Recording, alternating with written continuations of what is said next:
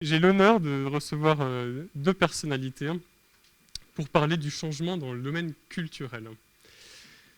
Nous avons appris hier, lors de la conférence inaugurale de Gilles Lipovetsky, que le changement était animé par le moteur de la rationalité et de la frivolité, deux antagonismes qui font système.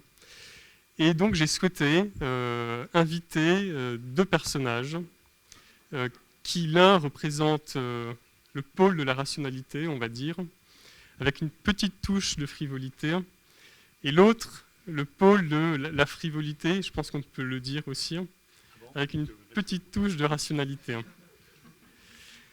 Donc j'accueille aujourd'hui Jérôme Bastianelli, qui est ancien élève de l'école polytechnique des ponts et chaussées, un ingénieur, nul n'est parfait, qui a rejoint le ministère des Transports sur le secteur de la sécurité de l'aviation civile, puis à la 7e chambre de la Cour des comptes, où il a travaillé notamment l'UNESCO. Et enfin, il a rejoint en 2009 en qualité de directeur général délégué adjoint le musée du Quai Branly, devenu musée du Quai Branly Jacques Chirac, avant de devenir en 2015 directeur général délégué. Jérôme Bastianelli, vous avez également une double vie professionnelle, puisque vous êtes également professionnel.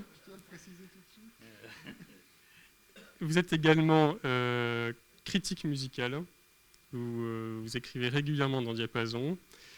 Vous êtes auteur d'un certain nombre de biographies musicales, dont la dernière que j'adore, sur Georges Bizet, chez Actes Sud.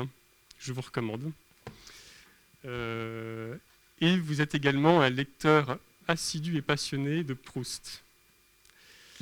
Jérôme Deschamps, alors vous avez une double, triple, quadruple vie professionnelle. Alors, vous nous raconterez certainement beaucoup mieux que moi votre parcours, mais vous avez rejoint la Comédie Française en 1979, si je me souviens bien. Vous étiez un jeune pensionnaire. Vous avez fondé avec celle qui est devenue votre compagne, Macha Makeyev, la compagnie Lait des Chiens, qui a eu un immense succès dans les années 80 puis 90. Vous êtes passé de la scène à la petite boîte télévisée. Mais vous êtes également comédien, évidemment, acteur, metteur en scène, réalisateur. Et puis, dans les années 2000, vous avez pris la responsabilité artistique du Théâtre de Nîmes avant d'être nommé en 2007 directeur général du Théâtre national de l'Opéra-Comique à Paris, fonction que vous avez gardée jusqu'en 2015. Vous avez remis au goût du jour l'Opéra-Comique, qui est un style très à part dont vous allez nous parler. Alors ma première question, alors vous avez compris, c'est plus une table ronde qu'une conférence inaugurale, magistrale. Ma première question, quand je vous ai accueilli tout à l'heure, je vous ai demandé quelle idée vous est passée par la tête pour accepter une telle invitation pour venir parler devant des médecins et des directeurs d'hôpital. Là, vous avez un peu botté en touche en vous regardant, en vous disant « mais je ne sais pas ». Alors, est-ce que vous y avez un peu réfléchi ?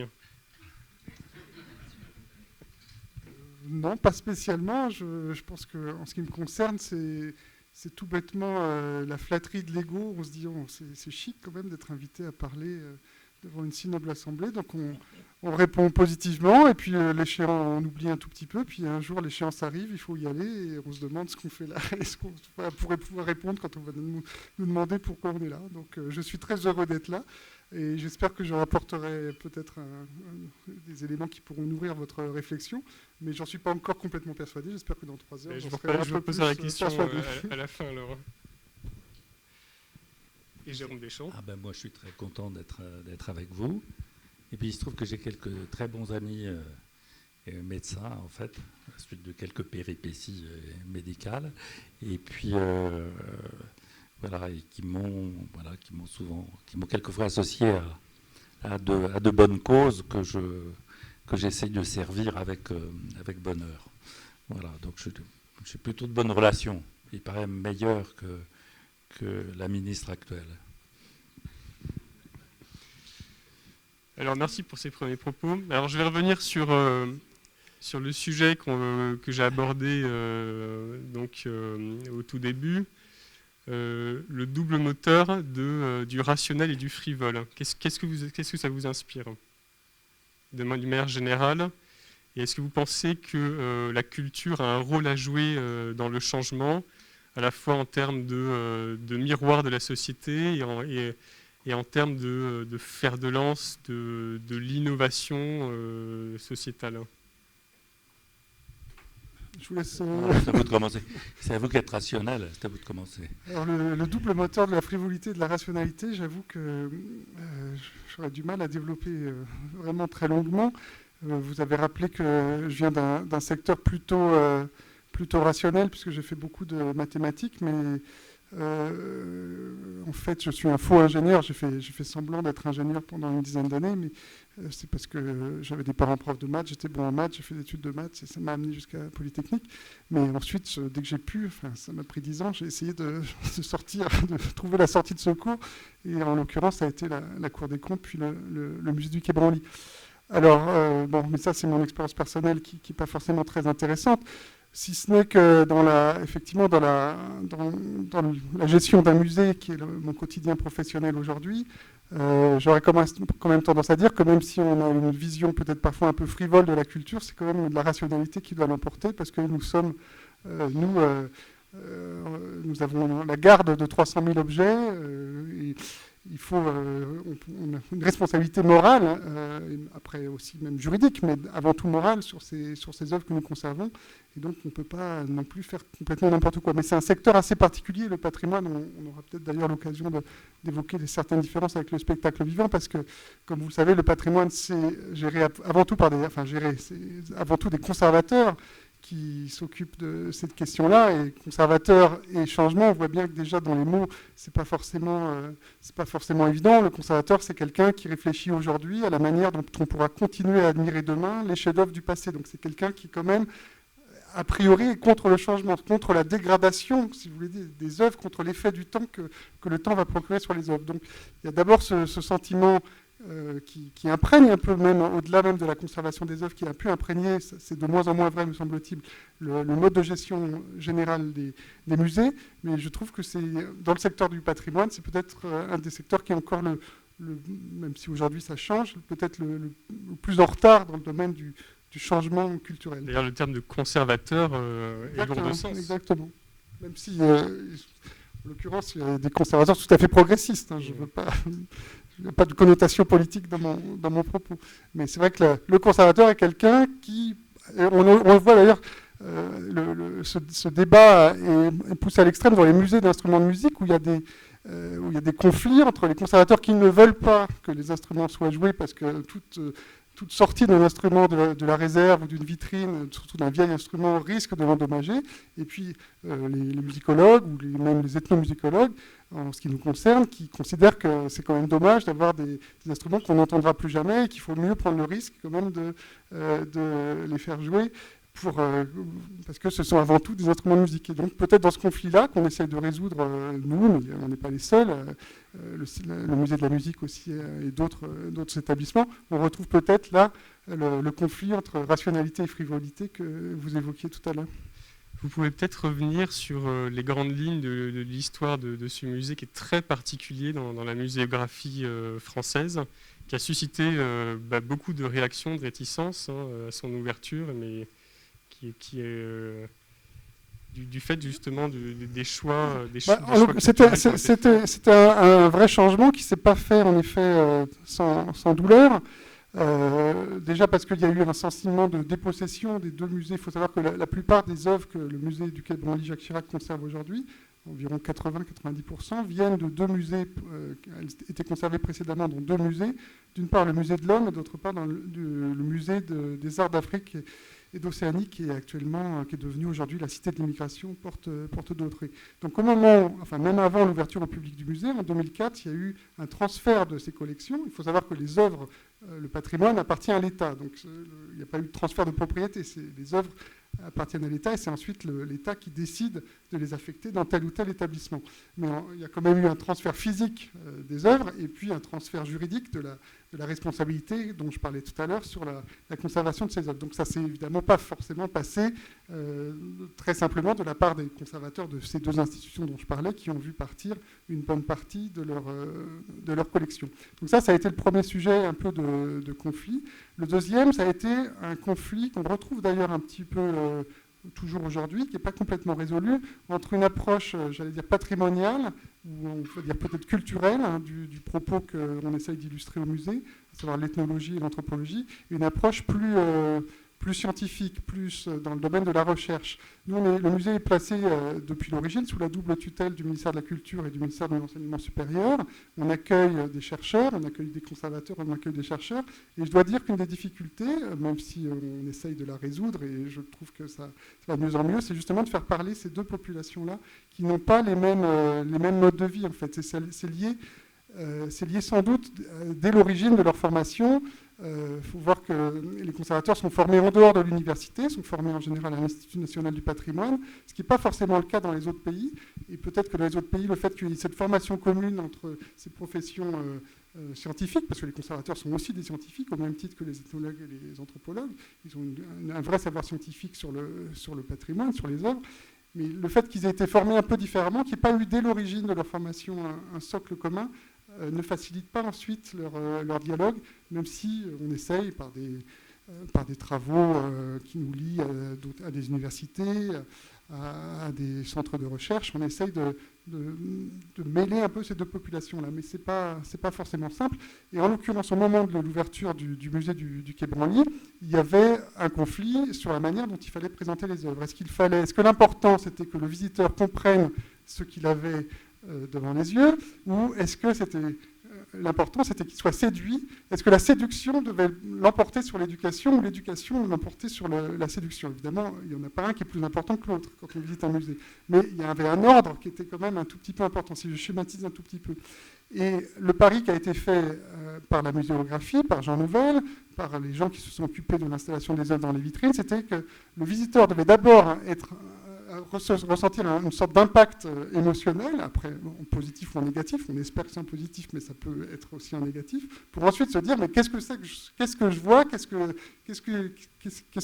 d'où vient ce sentiment un peu de nouveauté que j'éprouve, et qu'il ait du coup la curiosité de le comprendre. Et donc ça a pu conduire à des choix que les scientifiques, ou en tous les cas les chercheurs, ont pu considérer comme un peu caricaturaux, parce que ça mettait en deuxième plan l'explication sur l'origine de tel objet, la nature de tel objet, l'usage qui était fait dans les civilisations qu'on présente de tel ou tel objet. Donc ça, c'est un conflit qui, je trouve maintenant, surtout que le musée du Quai Branly, j'en parle en toute modestie parce que j'en suis nullement à l'origine, mais a recueilli un certain succès public.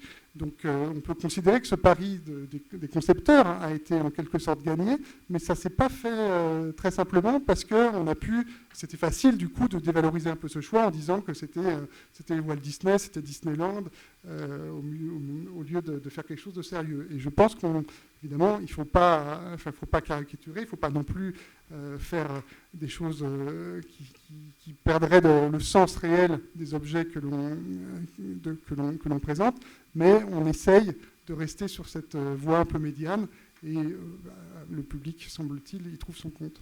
Effectivement, ça remettait en cause une muséographie très française qui était presque bicentenaire, où on classe tout de manière rationnelle, on en revient à ce terme-là, c'est une approche qui est très différente de ce qu'on trouvait, notamment depuis la Renaissance, dans les musées, dans les collections particulières italiennes, où on était plus dans une approche esthétisante.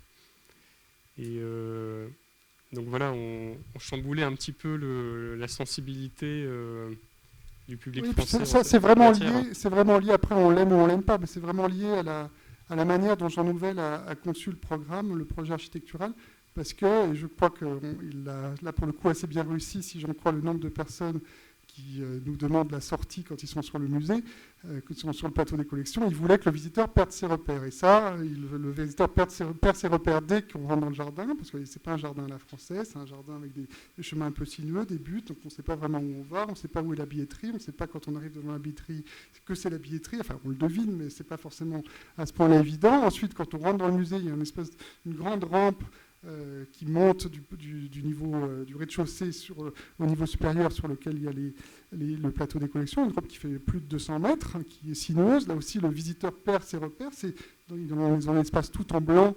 Et juste avant d'arriver dans l'espace des collections, qui fait 6000 m², il y a un petit couloir noir qui symbolise une sorte d'accouchement et qui nous permet ensuite, je vous dis le propos de Jean Nouvel, hein, on adhère ou non à ce projet architectural, mais en tous les cas, dans son intention, c'était celui-là, qu'après, on passe du blanc à la couleur en passant par cette petite zone de noir qui est une sorte de métamorphose, en tous les cas.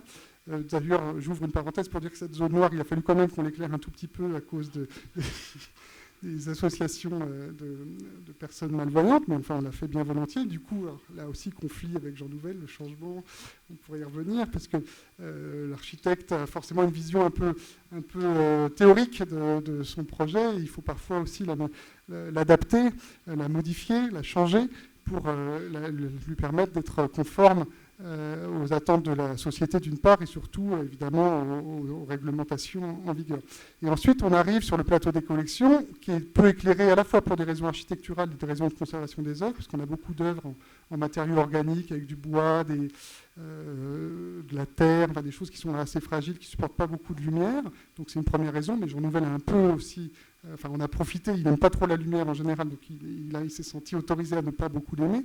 Et il a mis ensuite des vitrines transparentes, un peu dans tous les sens. Et là encore, il n'y a pas de salle, comme on voit dans les musées, il n'y a pas la salle des arts d'Afrique du Sud, la salle d'Afrique de l'Ouest. C'est un énorme plateau sans mur, et le visiteur se perd. Mais Jean Nouvel est content, nous aussi, en quelque sorte. C'est une sorte d'aventure qu'on propose aux visiteurs. Mais là aussi, ça ne s'est pas passé forcément très, très simplement, puisque ça allait un peu à l'encontre d'un raisonnement, d'une classification, comme vous le rappeliez, Aymeric, une classification un peu par genre, par thème, comme on aime parfois à le faire dans les musées. Le résultat, c'est qu'il a fallu quand même qu'on mette un minimum de signalétique sortie, de signalétique vestiaire, de signalétique toilette, enfin des choses très concrètes, parce qu'on n'en pouvait plus. Enfin, les agents d'accueil, les agents de sûreté étaient assaillis de questions. Voilà, on a fait une petite concession à l'œuvre de Jean Nouvel pour permettre une exploitation plus sereine de l'établissement.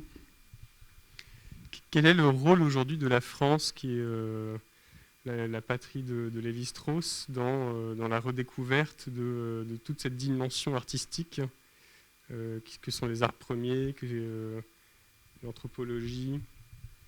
Alors, si on regarde d'un point de vue muséal, et là, une fois de plus, c'est pas un témoignage d'autosatisfaction, parce que je suis loin d'être le seul à y contribuer, mais en termes de musée d'ethnologie, il faut voir que dans le monde, c'est le musée du Quai Branly qui est le plus fréquenté. On pourra revenir, il y a un certain nombre de raisons peut-être tout à fait rationnelles, notamment qui tiennent à notre politique d'exposition. Donc, en termes de politique culturelle, l'aventure du Quai Branly a sans doute modifié un petit peu le regard que l'Occident porte sur ces œuvres venues des autres continents. En revanche, en ce qui concerne la recherche en anthropologie et ethnologie, là, on voit qu'il y a eu un changement depuis l'époque que vous citiez, l'époque de Michel Léris, de Claude Lévi-Strauss, des grands ethnologues qui ont été les héritiers du premier musée de l'homme à partir des années 30, puis surtout après la Deuxième Guerre mondiale, où c'était une ethnologie qui s'intéressait beaucoup justement aux mœurs des populations, aux objets, au rôle des objets, et on est passé maintenant à une ethnologie qui s'intéresse plus à des sujets un peu plus conceptuels, au fait que, par exemple, Il existe des populations musulmanes qui boivent de l'alcool en Turquie. Et ça, c'est un sujet en soi, puisque a priori, effectivement, les musulmans ne sont pas censés boire de l'alcool. Donc, c'est des choses qui sont un peu plus détachées de l'objet. Ce qui, d'ailleurs, pour revenir à ce que je disais tout à l'heure, ne simplifie pas les relations entre les conservateurs et les ethnologues, puisque les conservateurs sont, eux, a priori, complètement attachés à l'objet. Donc, il y a eu ce changement, je trouve, dans la mode, dans les sujets à la mode qui intéressaient les ethnologues et les anthropologues, mais je n'exclus pas d'ailleurs qu'on voit dans les années à venir un mouvement inverse, que l'ethnologie revienne à une étude, j'allais dire, concrète, tout ça est très caricatural dans ce que je dis, mais enfin, je schématise un petit peu, mais une étude plus centrée justement sur les objets, sur les œuvres. On voit depuis une vingtaine d'années un mouvement qui s'éloigne des œuvres, et je trouve qu'on commence à anticiper les premières prémices d'un mouvement inverse, mais c'est normal que la recherche s'intéresse tour à tour à tout un éventail de sujets différents. Est-ce que vous voyez des liens entre l'art brut, qu'on redécouvre également aujourd'hui, et les arts premiers? Est-ce que ça fait partie des sujets d'investigation du musée du Quai Branly? Alors oui et non. Oui, parce que par exemple, on a accueilli une petite exposition d'Hervé Di Rosa. Je ne sais pas si vous voyez qui est Hervé Di Rosa, mais c'est plutôt les arts populaires, on va dire. C'était une exposition avec des petites figurines, des choses un peu rigolotes, ce qui a très bien marché d'ailleurs. Alors donc ça, c'est pour dire effectivement plutôt oui. On a aussi, j'étends un tout petit peu votre question à la préhistoire, on avait aussi beaucoup collaboré avec l'espace de préfiguration de la grotte Chauvet. Vous savez que la grotte Chauvet, elle a été remodelée parce qu'on ne peut pas la visiter, donc on a fait une fausse grotte Chauvet. Et avant que cette fausse grotte Chauvet soit ouverte, il y avait à côté du chantier un espace de préfiguration qui accueillait un certain nombre d'expositions, dont des expositions du Quai Branly. Et on l'a fait 2 fois, et ça se passait très bien avec le Conseil général de l'Ardèche d'ailleurs, qui aurait d'ailleurs souhaité qu'on continue plus longuement, mais on a interrompu ce cycle parce qu'on ne voulait pas qu'il y ait une trop forte... un trop fort rapport, un trop fort lien entre les collections d'art premier qu'on abrite et l'art préhistorique. C'est pas la même chose. D'ailleurs, sans aucun jugement de valeur, hein, il ne s'agit pas de dire que l'art préhistorique est moins bien ou mieux que les arts, mais pour montrer qu'il y a une forme de modernité aussi dans nos collections qui nous paraissait un peu niée par le concept préhistorique. Et donc, pour l'art brut, on ne voudrait pas non plus, pour d'autres raisons que vous comprenez, montrer que les arts premiers sont des arts d'amateurs, ou d'amateurs fussent-ils éclairés, c'est pas forcément le cas. Et j'en viens juste pour compléter ce propos à une petite incise sur notre nom, parce qu'on s'appelle souvent, on est encore souvent appelé Musée des Arts Premiers, c'est une appellation qu'on n'aime pas trop, et contre laquelle d'ailleurs on lutte, même si l'appellation Musée du Quai Branly Jacques Chirac n'est pas forcément très précise non plus, mais enfin on n'est pas le seul musée qui porte un nom de lieu, loin s'en faut. Alors pourquoi on n'aime pas Musée des Arts Premiers? Parce que ça nous semble figer un tout petit peu les collections qu'on abrite dans une sorte de passé, parce que premier, c'est forcément, pour le coup, c'est quelque chose qui ne change pas beaucoup.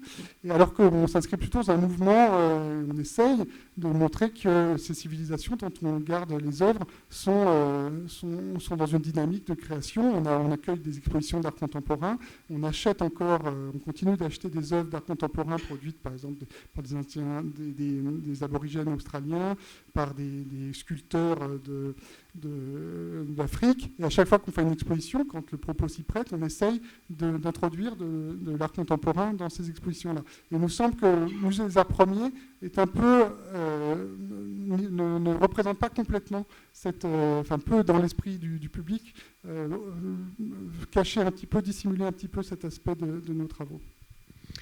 On reviendra sur tous ces sujets. Jérôme Deschamps, donc sur la dialectique entre la rationalité et la frivolité. J'ai trouvé une photo sur Internet pour contrebalancer un petit peu ce que j'ai dit sur vous à l'introduction, pour prouver que vous êtes aussi un homme sérieux, parfois. Alors si on peut... donc, voici derrière vous. Ah oui, c'était dans ma loge à l'Opéra Comique, enfin dans mon bureau. Ouais, Voilà. ça fait Donc, beaucoup on, rire les on voit techniciens. l'air grave. Ah, j'ai l'air grave. Voilà. D'accord. Dans la tenue de l'abbé Briden, c'est ça, hein, un opéra de. Du gouverneur. C'est pas Voilà. tenu de l'abbé Briden, c'est la tenue du gouverneur. C'est le gouverneur, donc Oui. extrait de. Le gouverneur de Touraine. Hein. Voilà. C'est dans Les Mousquetaires au couvent. Les Mousquetaires au couvent, Voilà. là, qui est votre dernière production À l'Opéra Comique, à oui. l'Opéra Comique. Avec des costumes merveilleux, d'une jeune costumière italienne. Mais non, mais ça m'intéresse beaucoup la question le côtoiement du sérieux et de la frivolité. Parce que, évidemment, que la culture, c'est une chose sérieuse. Évidemment, quand on s'adresse à des directeurs et tout ça, on leur demande d'être scrupuleux, sérieux, et qu'au fond, la cause est grave, quelque part. On le sait. C'est pas comme le disaient certains, c'est pas qu'un supplément d'âme. Et puis, mais il se trouve que, voilà, au travers des années, comme ça, finalement, on pourrait dire que le sérieux l'a souvent emporté, terriblement.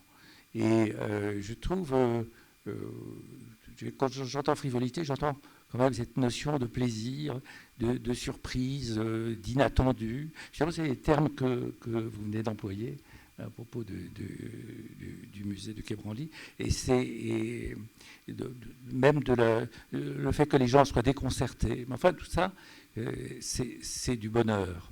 Et au fond, c'est quelque chose de très, très important. Enfin, si je pense, par exemple, à cette histoire d'opéra comique, même si j'ai fait pratiquement une démarche inverse presque que celle du Quai Branly, c'est-à-dire de me pencher sur une sorte de Belle au bois dormant, qui était cette salle Favart, qui est sublime, qui est un des plus beaux théâtres du monde, hein, et puis qui a une acoustique absolument incomparable, et qui est adaptée à un répertoire extraordinaire, et ce répertoire français, souvent méprisé, souvent méconnu.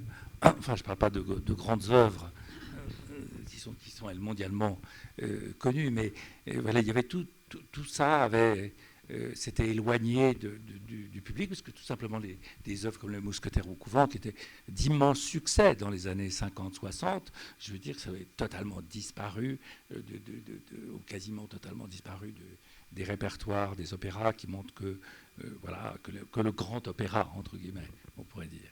Alors voilà, je me suis dit, il y a quelque chose à ressusciter dans cet endroit magique, où il s'est passé tant de choses, où on a créé Carmen et bien d'autres choses, et les contes d'Hoffmann aussi.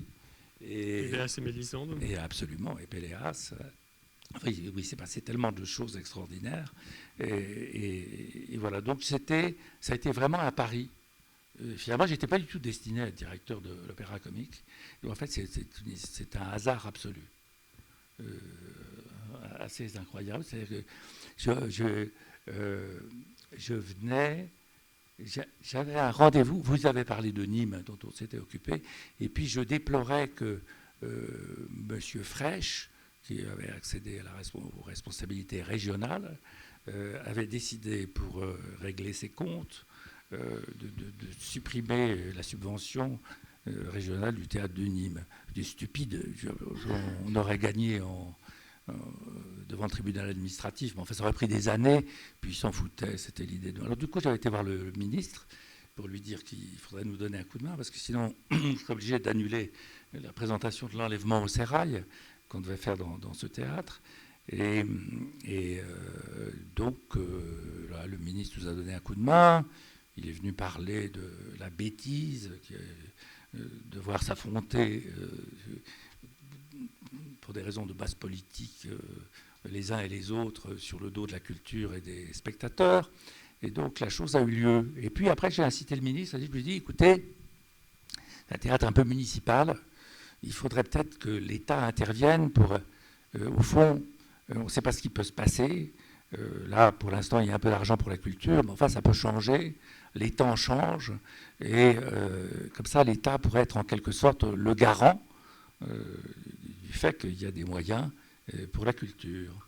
Et donc, quelques temps après, j'ai reçu une très bonne nouvelle de la DRAC, de la Direction régionale des affaires culturelles, une femme qui m'a dit: j'ai une très bonne nouvelle pour vous, c'est important, vous avez une subvention de l'État. Et j'ai dit: ah bon, c'est combien? Et elle me dit: mais c'est 30 000 euros. Oh, j'ai dit: mais tu vois, j'ai dit, c'est finalement, les francs ne sont pas si loin, on est passé à l'euro, il y a beaucoup de gens qui se trompent, vous avez sûrement une erreur. Mais non, c'est bien ça. Alors j'ai dit: surtout, ne faites rien, gardez ça précieusement, en pensant peut-être à le donner à une jeune compagnie de théâtre qui sera très heureuse. Ne la donnez pas au théâtre de Nîmes, ça va faire hurler de rire Monsieur Fraîche, tellement c'est minable. Et vous allez ridiculiser votre ministre, le ministère, et tout ça, c'est pas la peine, ne bougez pas. Et moi, je vais passer un coup de fil au cabinet. Je tombe sur un type au cabinet qui me dit: écoutez, oui, attendez, là, vous tombez pas bien, pardon, parce que là, je suis dans mon bureau. Ouais, je lui dis: oui, c'est là que je vous appelle. Oui, mais je suis dans mon bureau, et là, j'ai sur ma table des dossiers très importants que je dois régler rapidement. Est-ce que vous pouvez me rappeler dans 15 jours? Il n'y a pas de problème. Je rappelle 15 jours après, je vous rappelle à propos de l'histoire du théâtre de Nîmes et tout ça. Ça va, on s'en était parlé. Oui, mais là, je suis vraiment désolé, mais je suis dans mon bureau. Je dis: oui. Et donc, et alors là, il dit: vous n'êtes pas à ma place. Je dis: non, non, je vous promets, je suis au téléphone. Eh bien, écoutez, parce que là, devant moi, il y a des piles de dossiers, mais alors assez incroyables que je dois traiter. Est-ce que vous pouvez me rappeler dans 15 jours, 3 semaines? Je rappelle dans 15 jours, 3 semaines. Il me dit: écoutez, j'ai regardé votre histoire de Nîmes et on ne peut rien faire. Alors, en revanche, je voudrais vous dire une chose, c'est que là, je suis dans mon bureau, et alors là, il y a devant moi mais des dossiers, mais c'est absolument considérable qu'il faudrait que je traite. Et je lui dis: écoutez, je suis désolé, mais il y a quelque chose que je ne comprends pas, je ne sais pas ce que vous avez avec votre bureau. C'est curieux. Pourquoi vous me parlez de vos dossiers et de votre bureau comme ça? J'ai quelque chose qui m'échappe. Est-ce que par hasard, vous voudriez me dire quelque chose à travers ces phrases? Je ne sais pas, moi, je ne comprends pas. Est-ce que vous avez envie de me voir? Il me dit: oui, justement, c'est ça. Ah ben, il faut me le dire. Et justement, et ben, vous me donnez un rendez-vous. Et puis moi, je viens. En plus, j'habite Paris, donc j'y vais. Et il me reçoit sur les 11h du matin, au mois de mars, je crois, en 2005. Et puis, il me dit: oh là là, oh, je viens de passer une matinée. Ah bon? Je dis: qu'est-ce qui s'est passé? Eh, écoutez, j'étais là, dans mon bureau. Eh bien, écoutez, j'ai fouillé tous les dossiers qui sont là, parce que je cherchais un théâtre parisien pour vous, et j'en ai pas trouvé. Ah ben, j'ai dit: donc, j'ai remarqué en même temps, c'est pas très grave, parce que je vous ai jamais rien demandé. Ah bon? Alors, je dis: bon. Et je dis: mais là-dessus, mais qu'est-ce que vous vouliez me dire? Il me dit: moi, rien. Bon. Je lui ai dit: écoutez, moi, je vous conseille de passer une bonne journée. Parce que moi, je vais reprendre mon imperméable, et puis je vais aller m'occuper un peu ailleurs, et tout ça. Et en partant, il me dit: il y a bien l'opéra comique. Alors je me retourne, je fais: ah bah quand même. Et il me dit: mais pourquoi vous trouvez ça intéressant? Je dis: je comprends pas bien, vous êtes quand même le conseiller du ministre pour le théâtre. Comment est-ce que vous pouvez dire une chose pareille? Alors il me dit: mais est-ce que vous avez 5 minutes là? Oh, je dis: oui, 5 minutes, oui. Il me dit: attendez, parce que là, il faut que je passe un coup de téléphone. Et il appelle, il me dit: parce que je voudrais vous présenter quelqu'un. Alors, à une personne, il dit: voilà, c'est M. Chambert, conseiller musique du ministre, et M. Deschamps, tout ça. Alors, je parlais à M. Deschamps, je lui citais l'opéra comique. Et M. Chambert se tourne vers moi, il me fait: pourquoi vous trouvez ça intéressant? Alors, je dis: c'est une épidémie. Il dit: non, non, non, mais ne plaisantez pas. Qu'est-ce que vous en pensez?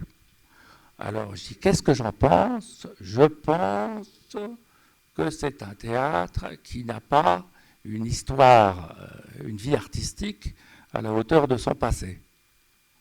Oh! Ouais, mais c'est magnifique. Est-ce que vous pourriez me l'écrire? Je dis non, je vais écouter, j'aime bien enfoncer les portes ouvertes, mais enfin, c'est une pensée tellement simple que je crois que vous pourrez vous en passer. Il me dit, je vous en supplie, écrivez-moi ça. Ah ben, je dis, écoutez, si ça vous rend service, moi je veux bien écrire 14 lignes aussi simples pour vous dire ça, et si ça peut servir au ministère, voilà, en tant que citoyen, je suis bien content de faire ça. Et là, il me dit, mais vous avez 5 minutes? Ah, j'ai dit, oui, oui. Et là, il faut que je passe un coup de fil. Et il me passe Marie-Vonne de Saint-Pulgent.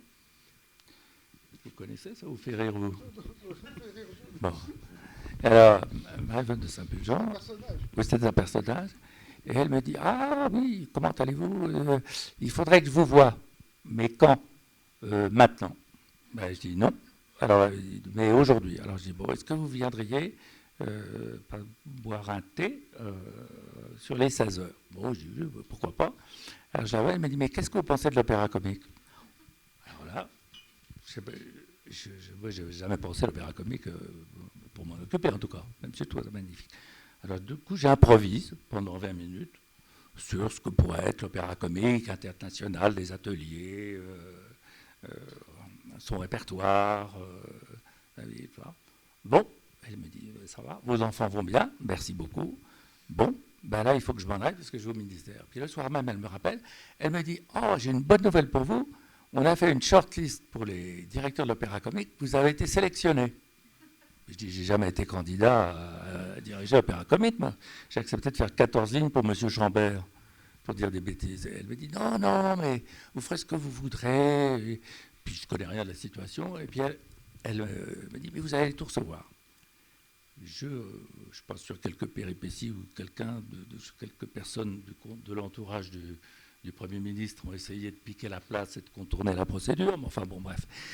Et je reçois les choses et je me dis, au fond, une chose dont je n'ai pas vraiment besoin, de diriger un théâtre, un opéra comique, mais finalement, autant rêver et veiller, et d'une certaine façon frivole et léger. Et je dis, je vais écrire tout ce qui me passe par la tête. Au fond, je m'en fiche complètement. Puis après, je ferai chiffrer l'affaire. Et puis, si ça leur plaît, tant mieux, je le fais. Puis si ça leur plaît pas, ben, ils feront autre chose. Bon. Et donc, j'ai rêvé à tout ça. Je me suis amusé comme un fou. J'ai appelé William Christie, John Eliot Gardiner, des chefs français, de jeunes chefs merveilleux. Et j'ai commencé à travailler sur les œuvres, à faire un programme, à simuler, à imaginer une vie dans cette maison, des travaux, du charme, de la légèreté, du plaisir d'être là. C'est pas très dur parce que les lieux sont tellement beaux. Donc on est tout de suite sous charme. Donc en fait, je me suis dit, mais au fond, il n'y a qu'une allumette à mettre là-dedans pour tout réveiller et que ça soit splendide. Et effectivement, chaque fois que j'appelais un chef, il me disait, mais moi, c'est mon rêve de venir à l'opéra comique, de venir jouer dans cette salle absolument mythique, extraordinaire. Et donc, j'ai pas eu de mal à faire ça. Et puis, j'ai passé un oral au ministère de la Culture, voilà. Et puis, il y a des gens qui m'ont dit, mais vous demandez beaucoup d'argent quand même, vous demandez 10 millions. Avant, il y en avait 6. Alors, je leur ai dit, bah, écoutez, c'est vrai que 10 millions d'argent public, c'est cher pour réussir le projet, mais 6 millions pour le rater, c'est encore plus cher. Et voilà, et du coup, je suis arrivé là comme ça, grâce à ce monsieur qui avait des dossiers. Sinon, ça ne serait pas arrivé vraiment. C'est vraiment une coïncidence. C'est drôle. Voilà. Alors, après, pour revenir pour être un peu plus sérieux, je n'ai fait que penser à ça, au charme, à la légèreté et tout ça. Je me suis dit, au fond, je vais jouer à faire le directeur. C'est-à-dire que je serai très sérieux quand il faut, pour régler les choses, de discipline, pour qu'il n'y ait pas de vol, pour qu'il n'y ait pas de... extrêmement sérieux, exigeant du travail. Et sinon, ça sera que du plaisir. C'est-à-dire que je vais choisir moi-même le papier des programmes pour qu'ils soient délicieux, la forme des choses et tout ça, que les affiches fassent plaisir, que ça soit un enchantement. pour le public, avec des surprises, avec des choses avec lesquelles on n'est pas d'accord, avec des chefs très reconnus, avec de très jeunes chefs, un mélange de choses et tout ça. Et voilà, c'est comme ça que ce projet a pris corps et que les gens ont été très, très, je crois, attachés, se sont rattachés. En fait, j'ai essayé d'organiser des retrouvailles, parce qu'il y avait de nombreuses traces des bonheurs du passé, avec les gens qui chantaient du Rossini sur les grands boulevards. Et donc, voilà, j'ai essayé d'organiser des retrouvailles d'aujourd'hui. Et au fond, ça raconte peut-être, c'est un peu la même chose que ce que vous avez fait avec Nouvelles, sauf que moi j'ai fait l'inverse, parce que évidemment j'étais harcelé, j'allais dire, par le ministère de la Culture, qui voulait absolument mettre des lustres contemporains dans le foyer de l'Opéra Comique, qui a deux lustres, les deux plus beaux lustres de l'époque que j'ai fait restaurer, et qui voulait casser le théâtre, parce qu'il trouve qu'avec la mise en scène moderne, c'est une mise en scène horizontale. Je dis, on va apprendre aux metteurs en scène et aux scénographes la scénographie verticale, parce que ce théâtre est fait pour ça. On va leur apprendre à travailler autrement, en respectant ce trésor du passé. Et puis, sur le plan de l'appropriation, de la réappropriation de ce répertoire, on a fait des efforts énormes et on a associé des mécènes aussi et on a fait des démarches avec des centaines et des centaines d'associations pour toucher un public très large, c'est-à-dire un public, je ne parle pas du tout des spécialistes de l'opéra ou du petit cercle que j'estime dont vous faites partie, mon ami, qui est des gens qui aiment l'opéra, mais aller beaucoup plus loin et au fond dire à des gens qui n'y connaissaient rien ou à des gens qui pensaient, au fond, qui ne le méritaient pas, qui ne méritaient pas ce répertoire, qu'il était au-dessus de leur intelligence et de leur sensibilité et de leur capacité de comprendre, de leur dire le contraire, de leur dire que ce lieu est à vous, il vous appartient. Et voilà, vous qui vivez très mal à 300 mètres de l'Opéra Comique, parce qu'il y a des gens très très pauvres, voilà, finalement, c'est votre droit de vous réapproprier cet endroit et d'avoir un coup de foudre, d'être ému et de rire ou de pleurer à des œuvres. Et donc, on a eu cette démarche. Mais tout ça, ça pose la question du plaisir et ça nous fait revenir à autre chose. Et peut-être à un constat d'aujourd'hui, pas très joyeux pour nous qui avons traversé le monde de la culture pendant quelques années. C'est-à-dire que là, on s'aperçoit que l'État a fait beaucoup pour la culture. Et sans remonter à plusieurs siècles, on peut se dire que si on revient après la Seconde Guerre mondiale, on voit bien qu'il a fallu que l'État impose quasiment, avec Jeanne Laurent et puis Malraux, qui est tout un effort pour structurer le pays, de maisons de la culture, d'un maillage d'instruments, de théâtre, pour faire vivre le théâtre d'art. C'était bien différent de ce qui s'était passé en Allemagne ou en Angleterre, où il allait de soi que même dans une petite ville, je pense à l'Allemagne en particulier, il fallait bien sûr avoir une troupe de théâtre, un orchestre, sinon on n'était même pas élu maire jamais, si on oubliait cette chose essentielle. En France, on était loin de tout ça, il y avait quelques bourgeois qui voyaient des tournées de théâtre de qualité plus ou moins grande, hein, et puis rien pour le théâtre d'art. Donc, il a fallu un peu l'imposer. Ça a été imposé de façon extrêmement sérieuse et de façon presque militante par des gens extrêmement graves qui venaient de l'après-guerre, puisqu'il s'agissait d'organiser aussi des retrouvailles, mais de reconstruire la France aussi par la culture et faire que se côtoient à nouveau des chrétiens, des communistes, des gaullistes, des choses sur lesquelles les gens se retrouvent, j'en passe et des meilleurs, dans un même élan. Et ça a été fait, mais avec vraiment beaucoup de sérieux. Et je peux prendre un exemple, par exemple, c'est d'un auteur qui a été beaucoup joué dans ces années-là en France, qui était Brecht. Et Brecht, c'était très souvent monté de façon absolument sinistre. Et ça ne racontait que la lutte des classes. Et c'était d'une tristesse. Et alors, généralement, un peu à l'image des metteurs en scène qui le montaient, il était lugubre.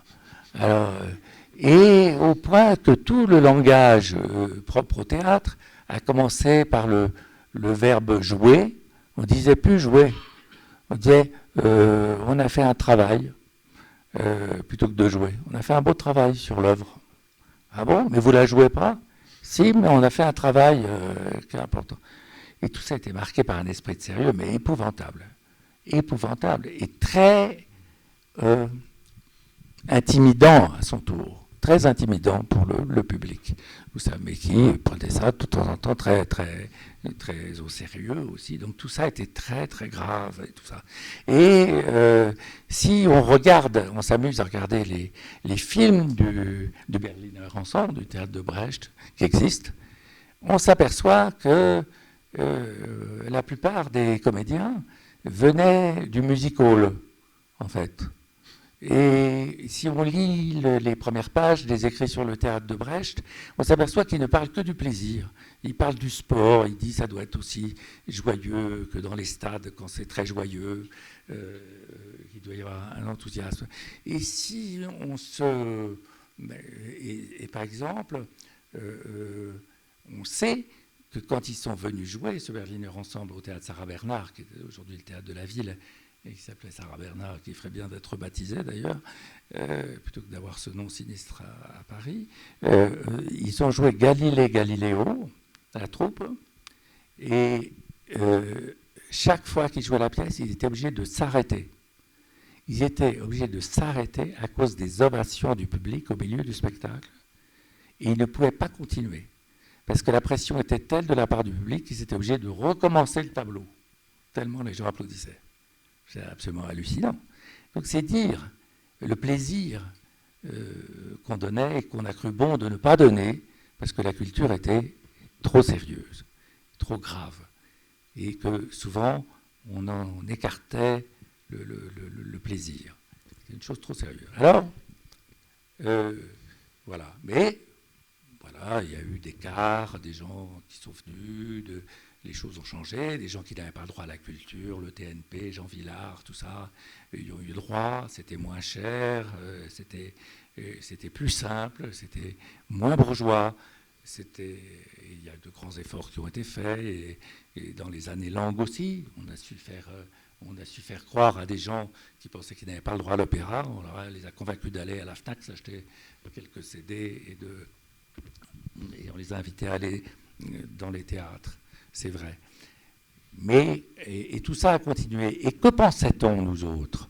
On pensait que certes, il y avait encore des gens qui étaient au bord de la route, mais que petit à petit, on les gagnerait à notre cause, au fond, avec tous ces efforts que je décrivais.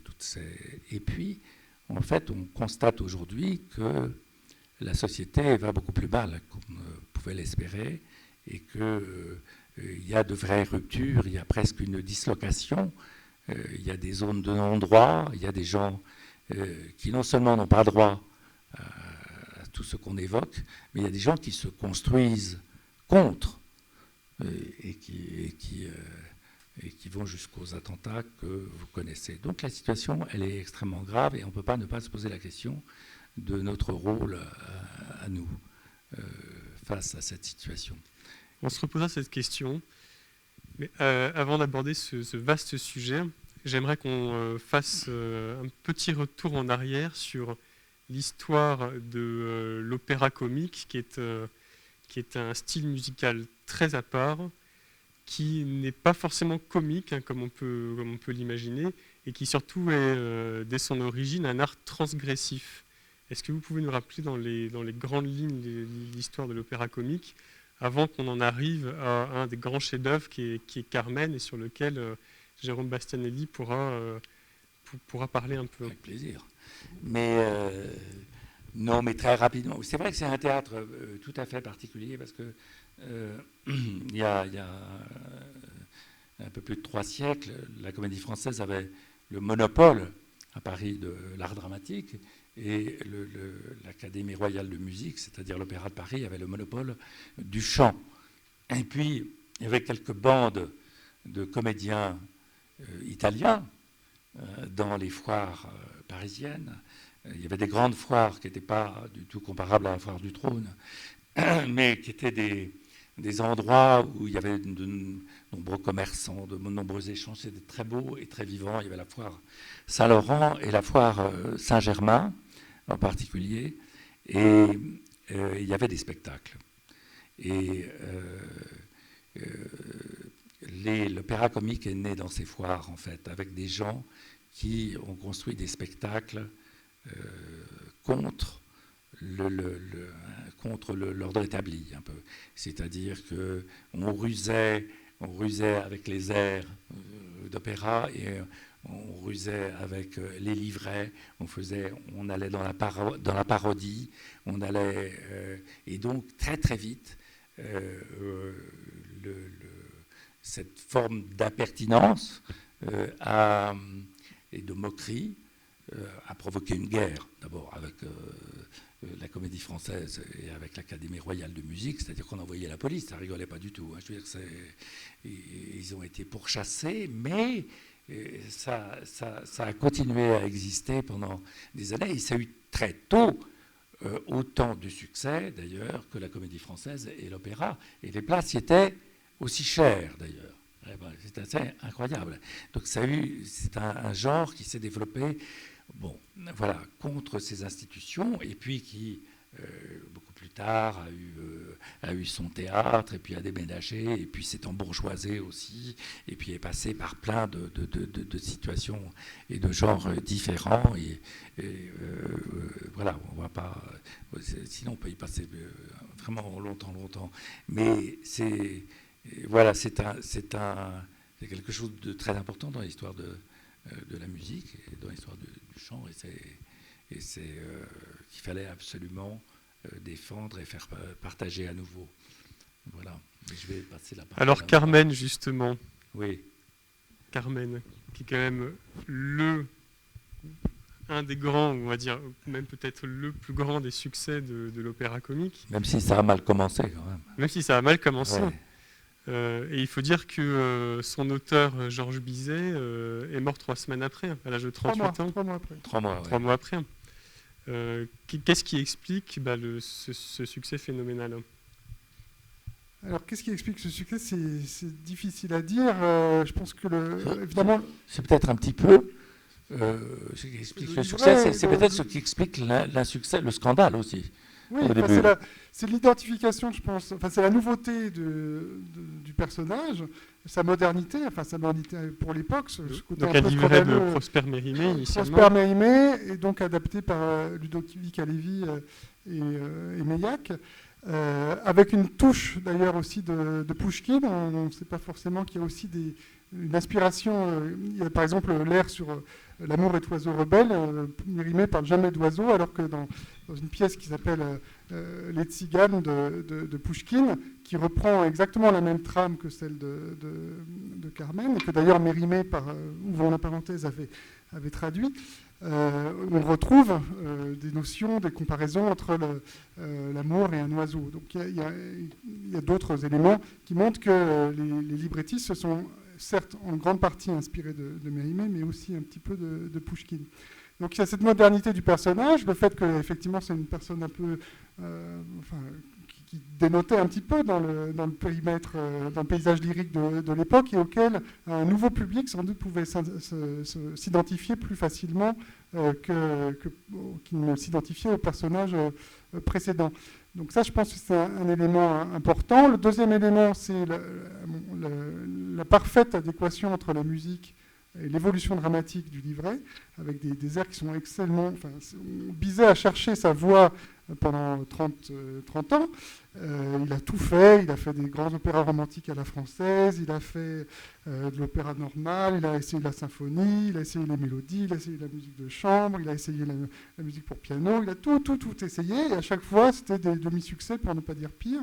Et enfin, on a l'impression qu'au moment où il trouve la clé de son style, parce qu'il cherchait, à plusieurs reprises, quand il écrivait ses opéras précédents, et notamment La jolie fille de Porce, mais aussi Les pêcheurs de perles, à plusieurs moments, il explique qu'il a été obligé de faire des concessions par rapport à ce qu'il voulait faire. C'était une obligation tout à fait qui lui était en fait nullement imposée, mais qu'il croyait nécessaire de faire pour arriver au succès. Et à chaque fois, ça ne marchait pas, mais ce qui n'empêchait pas de faire d'autres concessions à son style, à son véritable personnalité, parce qu'il pensait que c'était comme ça seulement qu'il y arriverait. Et à la fin, pour Carmen, on a un peu d'ailleurs, même pour un opéra comique qui précède, qui est beaucoup moins connu, qui s'appelle Jamilé, qui est quelque chose qui dure 1 heure, qui est vraiment très très beau. Si jamais ça a été redonné à Rouen récemment, et si jamais un jour vous entendez parler de Jamilé, c'est vraiment un opéra qu'il faut aller entendre, qui date de 72, donc qui est 3 ans avant Carmen. On voit dans ces dernières années, il fait moins de concessions et ça marche mieux en quelque sorte, même si effectivement le succès public n'a pas été, ça n'a pas été un échec, mais ça n'a pas été non plus un gros succès. Donc je pense que ces 2 éléments-là sont des facteurs vraiment importants. La qualité de la musique, et plus encore que la qualité de la musique, parce que les œuvres précédentes de Bizet sont tout à fait sont passionnantes également, c'est l'adéquation entre la musique et le livret. Un seul exemple, c'est dans la fameuse scène du 2e acte, où tout bascule en quelque sorte, où on a une sorte de croissance de l'histoire amoureuse entre Don José et Carmen pendant le 1er acte, et qui culmine avec cette scène du 2e acte où Carmen va chanter pour Don José, donc c'est le summum de leur histoire d'amour. Don José entend les trompettes du régiment et se dit excuse-moi, mais je ne peux pas rester avec toi plus longtemps, il faut que je retourne à mon régiment. Et Bizet, un tour de force extraordinaire, réussit à incorporer dans la musique de danse tout à fait hispanisante de Carmen cette musique du régiment, et musicalement c'est extraordinaire, et ça fait du coup Carmen, Don José lui dit qu'elle va partir. Carmen évidemment ne le prend pas très bien parce que elle ne peut pas supporter que celui qu'elle aime soit soumis à des contraintes, à des contingences comme celle de devoir rentrer au régiment. Donc elle est libre et elle veut que celui qu'elle aime soit libre autant qu'elle. Donc elle dit puisque c'est comme ça, c'est malentendu depuis le début et on ne s'aime plus. Alors après, Don José va réussir. Je parle de basculement parce que c'est vraiment une scène à partir de laquelle Don José va réessayer, sans évidemment y arriver, de courir un petit peu après Carmen, et jusqu'à la scène finale où il sera obligé où il se croira obligé de la tuer. Et cette scène-là est vraiment très, très osée et très réussie musicalement. Et ce n'est pas uniquement moi qui le dis, évidemment, beaucoup de gens l'ont écrit. Mais ce qui est intéressant, c'est que lorsque Tchaïkovski a écouté Carmen quand il passe à Paris à la fin des années 80, je crois, il écoute, il entend Carmen et il prédit que ce sera l'opéra le plus joué au monde, et il avait presque raison, puisque c'est avec la Traviata l'opéra aujourd'hui le plus joué au monde. Suivant qu'on compte en nombre de nouvelles productions, en nombre de soirées, c'est l'un ou l'autre qui l'emporte, mais Tchaïkovski, dès quelques années après la création de Carmen, avait anticipé, parce que d'un point de vue musical, c'était quelque chose auquel il avait été évidemment tout à fait sensible. Lui-même a écrit des grands opéras dramatiques, il avait tout à fait perçu la force dramatique et ce mariage, cette mayonnaise, si je puis me permettre, cette très moche métaphore, entre la musique et le drame du livret. Oui, il est aujourd'hui joué en moyenne 2 fois par jour dans le monde entier. Oui. Et on dit même que le fameux air de la Habanera aurait inspiré Beyoncé, Stromae ou Nirvana. Oui, enfin, on le dit, et puis eux-mêmes le disent. Enfin, je suis nullement expert de musique moderne, de musique populaire, mais il y a effectivement, ça a inspiré. Il y a des airs qui reprennent tout à fait explicitement l'air de la habanera. Ce qui est marrant, c'est que Bizet lui-même l'avait piqué un compositeur basque qui s'appelait Iradier. Donc il reçoit une postérité qui n'est pas complètement la sienne. Dans votre biographie de Georges Bizet, vous faites un certain nombre de chassés-croisés entre Georges Bizet lui-même et un certain Marcel Proust. Donc j'ai trouvé l'approche assez amusante, intéressante, passionnante même. Est-ce que vous pouvez nous raconter un petit peu dans les grandes lignes qu'est-ce qui font que ces deux destins se sont croisés à plusieurs reprises? Alors il y a déjà un élément tout à fait factuel, c'est que Proust était un ami de lycée du fils de Bizet, Jacques Bizet, qui aura un destin assez tragique puisqu'il va se suicider quelques semaines avant la mort de Proust en 1922. Ils étaient très liés. Bizet meurt en 75, son fils était né en 71, et donc Jacques Bizet l'a très peu connu. Mais la femme de Bizet est devenue ensuite, s'est remariée avec un avocat spécialiste du droit d'auteur qui s'appelait Émile Strauss, et sous le nom de Geneviève Strauss, au tournant du XXe siècle, elle avait un salon dans lequel elle accueillait toutes les personnalités. Le fait que son mari était spécialiste de droit d'auteur, elle fréquentait un certain nombre d'artistes, notamment d'écrivains, mais pas uniquement. C'était un salon tout à fait, dans la grande tradition des salons de la Troisième République, et que Proust a fréquenté grâce à son amitié avec Jacques Bizet. Ils étaient tous les deux élèves du lycée Condorcet à Paris. Donc ça, c'est un premier point. Alors, si on devait un tout petit peu développer pour l'histoire entre Jacques Bizet et Proust, Bizet fait de la médecine, donc ça nous rapproche du schéma général de la soirée, mais il ne va pas aller très loin en médecine, il va abandonner ses études, il va ensuite s'intéresser à la photographie avec le fils de Nadar, mais ça ne va pas aller très loin non plus, et il va fonder une compagnie de taxis, c'est comme ça qu'il va gagner un petit peu sa vie, et c'est grâce à Bizet, grâce à Jacques Bizet, que Proust va faire la connaissance de quelqu'un qui va compter beaucoup dans sa vie, comme vous le savez, qui sera Alfred Agostinelli, qui sera son amant, en tout cas quelqu'un dont il va tomber follement amoureux, qui sera un des modèles du personnage d'Albertine dans La recherche du temps perdu, avant de décéder lui-même en 1914 dans un accident d'avion. Donc ça, c'est un élément très factuel qui montre qu'il y a des croisements entre Proust et Bizet. Mais enfin, vous me direz que Proust n'a jamais connu Bizet, il a connu le fils et l'épouse de Bizet. Mais plus encore, quand on creuse un tout petit peu, dans les brouillons de La recherche du temps perdu, le personnage d'Odette de Crécy, donc la femme de Charles Swann, dont on commence à parler dès Un amour de Swann, elle ne s'appelait pas Odette, elle s'appelait Carmen.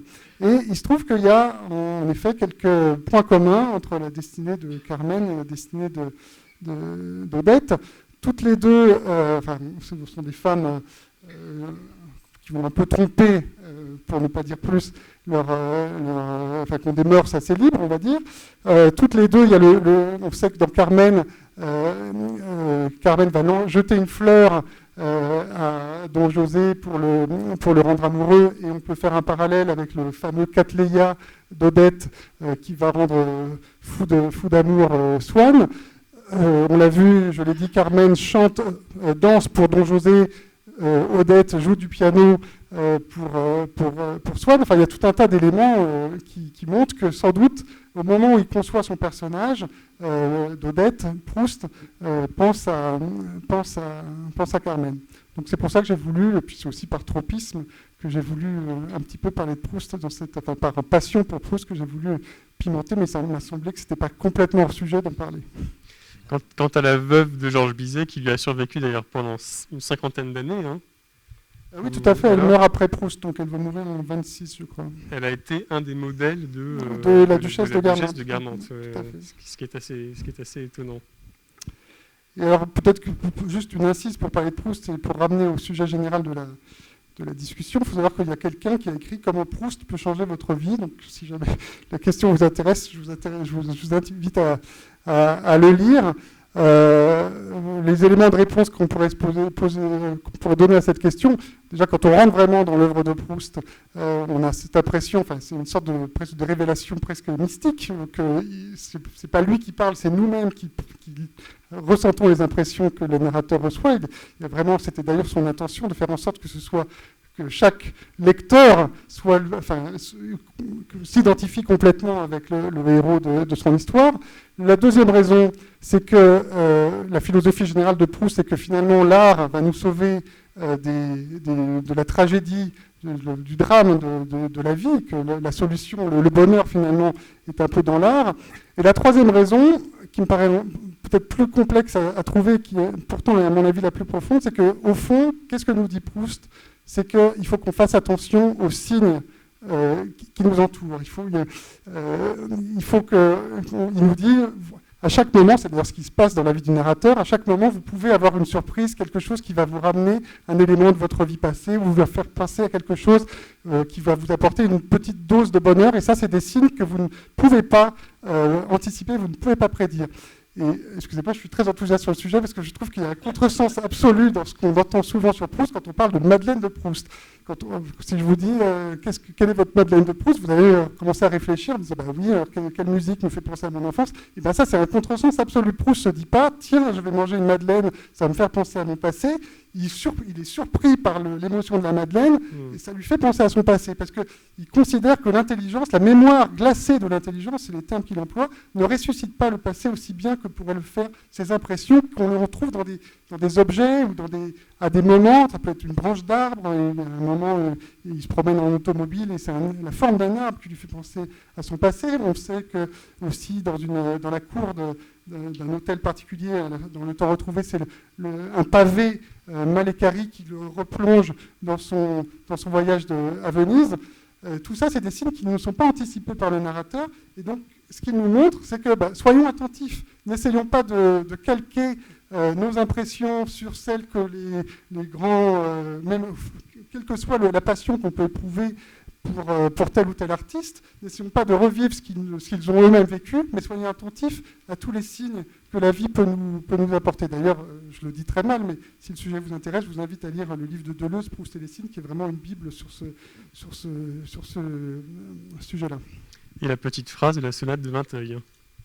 Et la petite phrase de la sonate de Vinteuil, oui, c'est aussi un de ces signes qui va permettre de donner finalement pour le narrateur et pour celui qui a une sensibilité proche de celle du narrateur, qui va montrer que l'art a finalement une essence peut-être plus importante encore que la vie réelle. Donc vous êtes un lecteur passionné de Proust. Je crois qu'il n'y a aucun autre auteur dans le monde qui n'a suscité autant de passion avec des disciples, on peut dire, qui relèvent d'écoles, de chapelles, qui s'opposent les unes aux autres quant à la lecture des textes de l'auteur. Comment est-ce que vous pouvez l'expliquer, ça ? Je pense que c'est lié à ce que je disais tout à l'heure, qu'il y a vraiment une appropriation. Enfin, pour le lecteur qui s'intéresse à Proust, à un moment, forcément, soit on ne s'intéresse pas, on n'adhère pas, et c'est tout à fait légitime, c'est tout à fait compréhensible en tous les cas. Mais quand on rentre un petit peu, il faut dépasser les premières pages du côté de chez Swann. Moi, je conseille souvent aux gens qui ont du mal avec Proust de commencer par la fin. Il faut commencer par... il y a deux options possibles. Soit on commence par un amour de Swann, mais l'amour, l'histoire peut paraître un peu anecdotique. Soit on commence par le temps retrouvé, notamment la deuxième partie du temps retrouvé. Parce que du côté de chez Swann, c'est un peu un faux plat. Il y a évidemment la scène de la Madeleine qui arrive assez vite, mais c'est quand même, c'est pas forcément le Proust le plus abordable, me semble-t-il. Je ferme la parenthèse. Donc, comme je le disais, Proust a voulu que le lecteur se retrouve, s'identifie. Il disait que son livre, c'était une sorte de microscope qui permettrait au lecteur de voir à l'intérieur de lui-même. Et donc, quand on réussit à comprendre pourquoi, on a l'impression qu'on se comprend mieux, quoi. Et c'est aussi pour ça que Proust, finalement, finit par changer notre vie. Jérôme Deschamps, vous, il y a un auteur qui vous a beaucoup marqué et pour lequel vous vous êtes battu pour restaurer et entretenir son travail, son héritage, c'est Jacques Tati. Est-ce que vous pouvez nous en parler un peu ? Oui. Alors, c'est compliqué. C'est-à-dire que comment dire ? J'ai eu la chance de le rencontrer et petit parce qu'il avait épousé une cousine germaine de ma mère. Donc autant dire que j'ai pas une goutte de sang de Jacques Tati dans mes veines, mais finalement j'ai vu très très tôt les films, les jours de fête, et je les ai vus dans des contextes intéressants parce que c'était dans des fermes à la campagne et tout ça. Et donc j'ai un souvenir inoubliable des réactions de dans ces soirées où on faisait aussi des loteries à l'américaine, enfin des choses incroyables, c'est très, très amusantes. Et puis après, moi je l'ai rencontré j'ai rencontré plusieurs fois comme ça, mais ça c'est pas très intéressant sur le plan familial, même s'il était très très pince sans rire, très impressionnant et très très élégant en fait, assez distant même. Et conscient de militer pour quelque chose. C'est ça qu'on sentait. On sentait quelqu'un d'investi par une sorte de combat esthétique. Et puis je l'ai rencontré vraiment quand j'ai fait un premier spectacle qui s'appelait La famille des chiens en 78. Et là, on a commencé, c'est pas très longtemps avant sa mort, c'était 5 ans avant sa mort.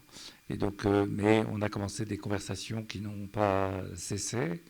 Et il venait aux répétitions et on discutait de tout. C'était tout à fait passionnant parce qu'il m'a raconté d'où il venait au fond. Et il a commencé par faire l'imbécile en fait. Parce qu'il était fils d'encadreurs, de grands encadreurs qui étaient Place Vendôme. Et puis, les études l'embêtaient profondément. Et il passait son temps à faire rire ses copains après les soirées de rugby, ou des choses comme ça, en imitant les joueurs, après au service militaire, en imitant les gens comme ça, par des bouts d'imitation qui faisaient rire. Et puis, il en a fait ce qui ne se sait pas toujours, un grand numéro de music-hall qui s'appelait Impression sportive, dont a parlé Colette magnifiquement. Il y a une très belle page de ça, où finalement, il nous laisse voir les choses de façon assez distanciée. En fait, on y retrouve dans l'impression sportive la partie de tennis qu'il y a dans les vacances de Monsieur Hulot, où il fait le gardien de but, il fait le cheval, et le cavalier, et il fait quelque chose aussi, quelques numéros qu'on retrouve dans Parade aussi, qui refait à la fin dans son dernier film et tout ça. Et en fait, il y a toujours chez Tati une question très importante qui est celle de l'économie artistique, c'est-à-dire de qu'est-ce qu'on met et qu'est-ce qu'on ne met pas devant les spectateurs. Il y a toujours ce souci de faire que les spectateurs soient actifs. Et son rêve, c'est qu'ils se donnent un coup de coude dans la salle de cinéma pour dire, t'as vu là en bas à gauche, qu'est-ce qui est en train de se passer? Il y a la maquette de l'avion qui se dégonfle dans Playtime, alors que l'attention est attirée ailleurs. Donc il joue tout le temps avec le spectateur, et tout ça pour nous parler, j'allais dire du changement aussi, c'est-à-dire du changement du monde, parce qu'il a très longtemps été présenté comme quelqu'un de réactionnaire, au fond presque même pétainiste, amoureux des champs de blé, des vieux bistrots de la campagne, détestant la modernité. Et c'est pas du tout ça. Son problème, c'est de mettre en scène l'homme, au fond, l'individu, qui décrit souvent comme un enfant qui a grandi. Hein, puisque finalement, M. Harpel, avec sa grosse voiture, c'est la même chose que leur fils, avec des petites voitures. Et il se prend aussi pour un directeur, et le côtoiement des animaux, des chiens, tout ça, bon, bref. Et tout ça est intéressant. Mais en fait, c'est très profond et assez grave, parce qu'il s'intéresse tout le temps à la condition de l'homme et comment traverser ce monde qui lui est au fond assez hostile, ou en tout cas qui ne le reconnaît pas du tout, qui le reconnaît comme un incapable, comme quelqu'un de marginal, qui ne sait pas gagner sa vie, qui est incapable de fonder une famille, qui est perdu et qui est maladroit et qui provoque des drames, généralement en voulant bien faire, en déréglant les choses. Donc, il avait fait ce numéro de music-hall, je reviens un peu en arrière, qui a fait le tour du monde, qui faisait le tour du monde. et qui était un des numéros les plus chers du monde, qui avait une cote incroyable. Il faisait ses numéros devant. C'est un numéro de 20 minutes qu'il faisait devant 3000 personnes et tout ça. Et il me parlait de tout ça avec beaucoup d'humilité. Parce que, alors d'abord, une humilité par rapport à cette économie dont je parlais. Il faisait son numéro, il avait une casquette de gardien de but, des gants, un bout de filet pour faire le goal, une canne à pêche pour faire la canne à pêche, un bout de raquette de tennis, une casquette, et tout ça, une tenue de cavalier, un bout de tenue de cavalier pour faire les choses, et des gants de boxe pour faire la boxe et tout ça. Et il passait à l'Empire, place de Clichy, à Paris, donc devant un grand public, et il y a un coach américain qui l'a vu en matinée, d'autres artistes, et qui lui a dit, ce qu'il faudrait faire, c'est la même chose, mais sans rien, sans aucun accessoire. Et il l'a essayé le soir même. Et c'est là qu'est née cette espèce de quête chez Tati, de comment est-ce qu'on en raconte plus en montrant moins. Mais c'était quelque chose d'extrêmement... Et on s'aperçoit qu'il y a une économie absolument hallucinante des forces dans les films, qu'on retrouve dans les films, c'est-à-dire avec la bande-son qui est là, avec la façon de mettre au premier plan un son qui normalement devrait être au fond du plan, de faire l'inverse, pour attirer l'attention, pour jouer avec nous et pour nous raconter le monde et la difficulté de le traverser. Et donc, c'est une chose très intéressante, puisqu'on sait maintenant, puisque ma cousine Sophie, sa fille, est décédée, et donc on a décidé de s'occuper de ces films, c'est-à-dire de les restaurer et de les faire revivre, parce qu'ils étaient... Tout ça a été un peu moribond. Vous savez, il y avait juste quelques réunions d'une vingtaine d'amis qui avaient été sur les tournages de Tati, qui se retrouvaient dans un bistrot à 11h du matin, près d'une salle de projection, et puis qui allaient boire des cafés et des coups après, en se disant « Oh, qu'est-ce que c'était bien Tati, pauvre Tati ». Et donc, moi, je pense que ce cinéma nous raconte le monde. C'est pas que des bons films, c'est plus que ça. C'est totalement visionnaire. On le voit avec, je sais pas, Playtime, qui, comme il disait, sera toujours mon dernier film. C'est ce qu'il disait de Playtime, et qui est une chose totalement ambitieuse où l'individu, Monsieur Hulot, est perdu. Il est perdu au point que la caméra se trompe et va vers d'autres personnages qui ont vaguement la silhouette d'Hulot. Et la caméra va vers ces personnages, et c'est pas le bon personnage. Enfin, c'est extrêmement poétique et désespéré, aussi désespéré sur les histoires d'amour qui sont toujours inabouties. Ça vous a beaucoup inspiré dans vos mises en scène? En fait, je crois que je m'en aperçois après, mais c'est vrai que quand je mets très souvent des aboiements de chiens et que je revois... oui, bah, les vacances de Monsieur Hulot ou l'usine Plastac, ou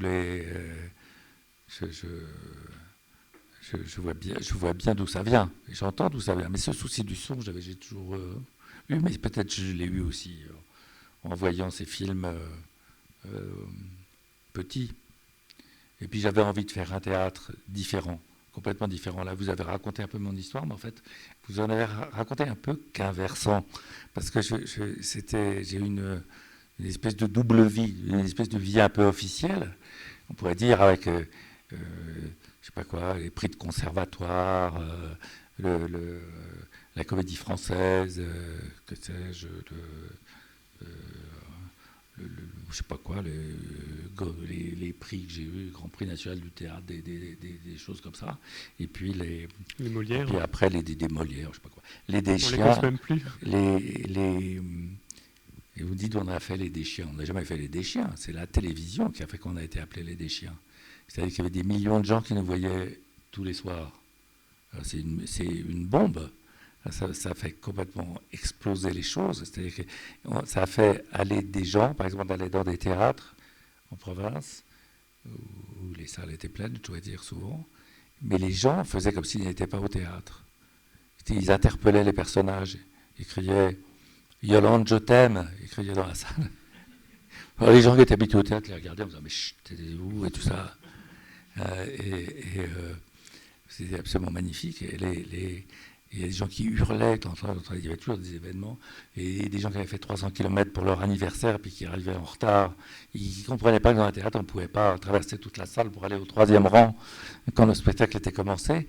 C'était insensé, mais ça a beaucoup perturbé les choses. Mais au fond, c'est le succès, ça rend jaloux beaucoup de gens aussi. Alors, dans les milieux du théâtre, le fait qu'on ait fait de la télévision, c'était presque comme une trahison. Et puis en plus, on avait du succès dans les salles, alors ça n'allait pas bien non plus. Et au fond, c'est une belle histoire, parce que je trouve que voilà, ça a donné à chacun. Mais j'ai toujours eu ce souci comme ça d'économie, de choses très simples. Et voilà. Et quand vous avez été nommé à la tête de l'Opéra Comique, ça n'a pas plu à tout le monde. On a dit c'est le père des chiens qui arrive à l'Opéra Comique. Ah bien sûr, oui, vous avez lu, c'est même les mauvais journaux. Mais non, c'est pas tellement les journaux d'ailleurs, c'est plutôt le milieu musical qui ont dit merde, encore un metteur en scène, alors ça devrait être un chef d'orchestre, Minkowski, qui était très triste. Et oui, je ne sais pas s'il a consolé son théâtre encore, mais enfin bon. C'est une autre histoire. Mais donc, il y a beaucoup de gens. Non, les gens de la musique se sont émus parce qu'ils se sont dit bon, il va ramener les chiens. Mais cette inquiétude, elle était légitime, hein, parce que l'opéra comique, il a failli mourir bien des fois, très souvent faute de moyens. Et au fond, ce qu'a fait mon prédécesseur, Jérôme Savary, ce qu'il a fait, il a fait ce qu'il a pu. C'est-à-dire qu'il est venu avec sa troupe de théâtre, et puis il a dit, il n'y a pas d'argent, on va vous faire tourner la boutique, en faisant des spectacles de qualité plus ou moins indiscutable, d'ailleurs, mais voilà, il a fait son truc, il s'est emparé, il a investi l'opéra comique avec son univers, et il a fait tourner ce théâtre, mais il n'avait en aucun cas les moyens de faire ce que j'ai fait, c'est-à-dire de monter les œuvres avec une qualité musicale et vocale adéquate. Il n'en a pas eu du tout les moyens. Et ce n'était pas son projet, en réalité. Donc on ne peut pas l'en vouloir. Mais je comprends très bien l'inquiétude des gens qui, après Savary, ils voient arriver, ils ne savaient pas du tout, ils ne connaissaient pas du tout mon projet, en réalité. Mon projet allait exactement à contre-pied de ce qu'ils pensaient. C'est totalement déterminé à refaire vivre l'opéra comique et à ne pas m'approprier ce théâtre ni toutes les mises en scène, même si j'avais d'ailleurs le devoir d'en faire quelques-unes et le bonheur. Mais voilà, ils étaient tout à fait légitimement inquiets de ça. Mais non, je garde un souvenir aussi des débuts du travail au théâtre des quartiers d'Ivry avec Antoine Vitesse, qui était très, très important, qui était un ami, qui était un type formidable, qui est l'auteur de cette phrase bien connue maintenant de faire un théâtre élitaire pour tous, hein, et qui est une très belle idée de la culture. Et donc, pour revenir à cette idée de changement qui s'impose,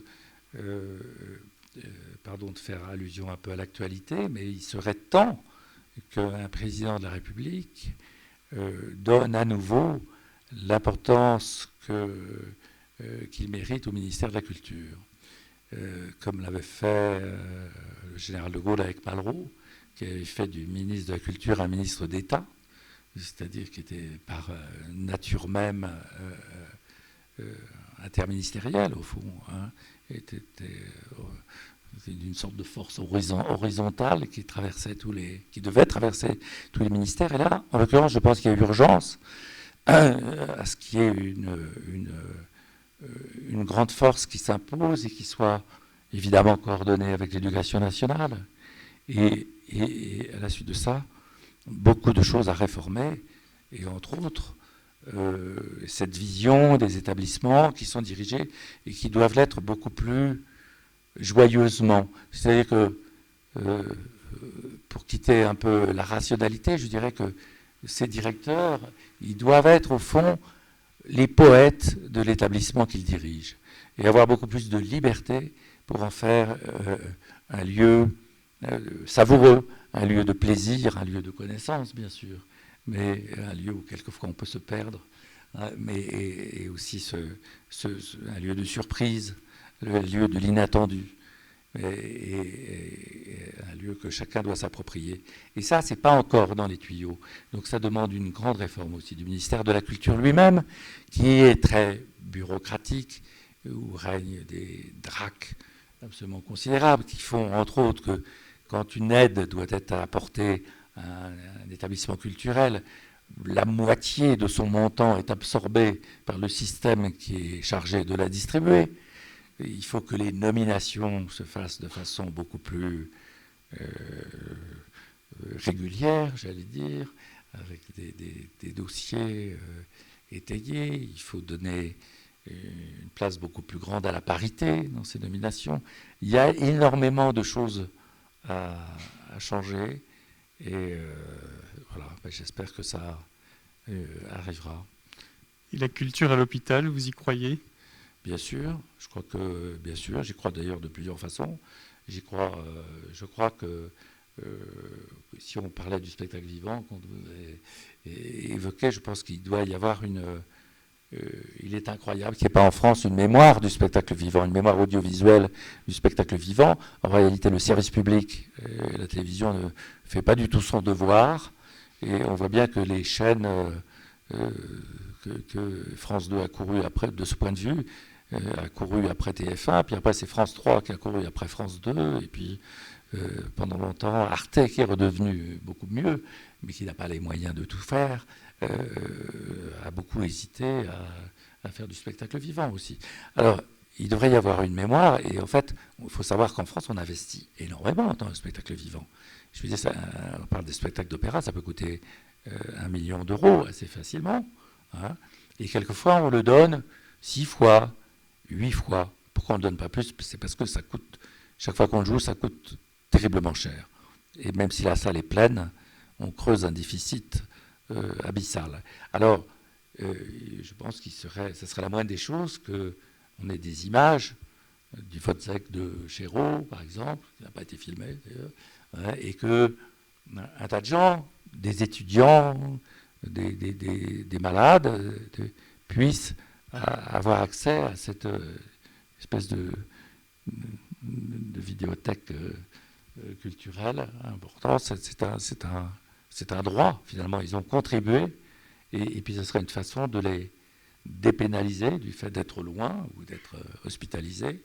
Et puis je crois qu'il y a aussi des actions de clowns, des actions artistiques dans les hôpitaux, et que ça fonctionne très bien auprès des enfants, mais pas que. Non, je crois beaucoup à ça, oui. Enfin, je crois beaucoup, d'une façon générale, à la relation humaine dans les hôpitaux. Et comme j'ai eu un peu l'occasion d'y passer quelque temps, je dis que j'étais assez émerveillé, d'ailleurs, par le dévouement et la qualité vraiment de la plupart des gens qu'on rencontre. Je le dis pas sans aucune flagornerie, très sincèrement. J'étais très impressionné. Et dans des conditions économiques pas toujours extraordinaires pour les uns et pour les autres, sauf pour quelques exceptions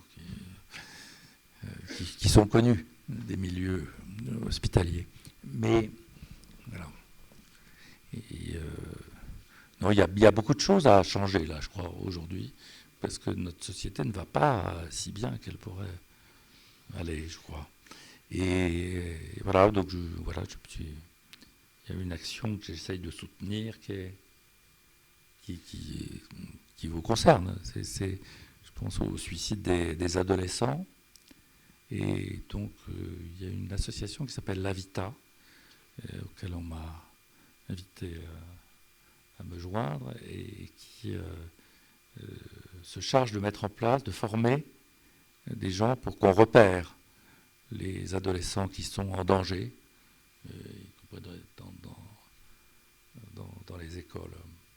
Et voilà, je pense qu'il y a des choses importantes à faire aussi de ce point de vue, mais c'est tout à fait excitant de s'en occuper.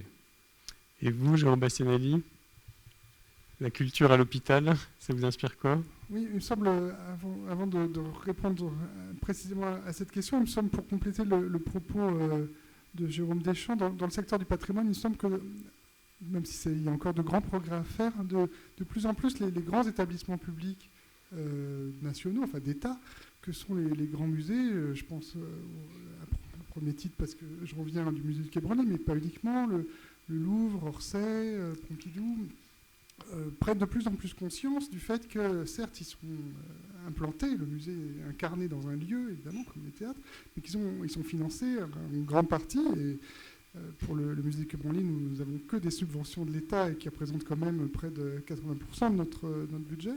Ils sont financés par tous les contribuables de France. Et que du coup, ça crée quand même des obligations au-delà du périmètre des gens qui peuvent venir régulièrement tous les jours. Alors ces obligations, on les traite d'une manière... Enfin, chacun trouve ça. Il n'y a pas de solution miracle, il n'y a pas de solution, il n'y a pas de chemin tout compris, quoi. Il faut chacun, en fonction de ses possibilités, de ses envies, des projets qu'il va pouvoir nouer avec les uns et les autres. Mais par exemple, ce qui peut se passer, on l'a vu pour Pompidou, on l'a vu pour le Louvre, c'est la création d'une extension en province. Le centre, ça, c'est des choses qui sont relativement récentes. Je ne dis pas que c'est absolument ce qu'il faut faire, mais en tout cas, c'est une solution. Il y a, Jérôme le disait, la possibilité de filmer des choses pour le spectacle vivant. Nous, on le fait aussi. On fait, par exemple, des restitutions d'expositions. On se promène avec une espèce de grosse caméra, avec même plusieurs caméras, une espèce de gros robot qui filme un peu tout partout. Et les images sont retransmises dans différentes salles, et notamment dans des musées à l'étranger aussi, mais aussi en province. National Gallery, le film de Wiesmann.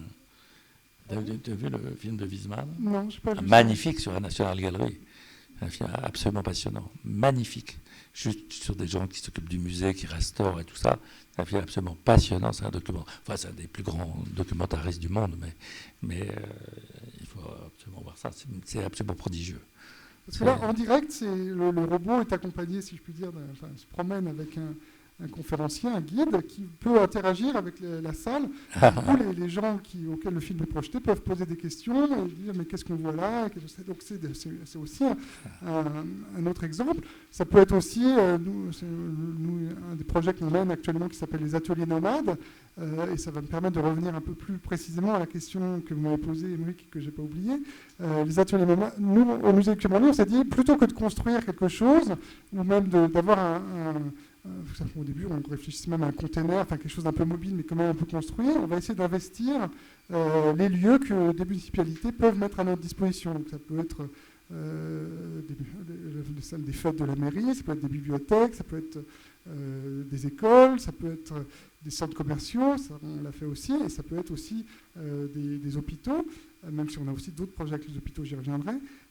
Et dans ces lieux, on va faire des présentations d'œuvres ou des conférences. On fait venir des vraies œuvres, ce qui est d'ailleurs en vertu du Code du patrimoine n'est pas forcément toujours évident, parce que, une fois de plus, j'y reviens, le Code du patrimoine est fait pour conserver les œuvres et pas forcément pour les sortir des réserves, mais on trouve les moyens juridiques pour le faire. Enfin, en tout cas, ce qui est très compliqué, c'est de faire dormir une œuvre à l'extérieur. Ça, c'est quasiment impossible si vous voulez sortir une œuvre d'une réserve. Il faut, dans 99 cas sur 100, qu'elle revienne dans la réserve le soir. En tous les cas, il y a très très peu de lieux qui ont les normes d'hydrométrie, de conservation, de sûreté, j'en passe, qui permettraient de les laisser pour une longue durée, notamment pour la nuit.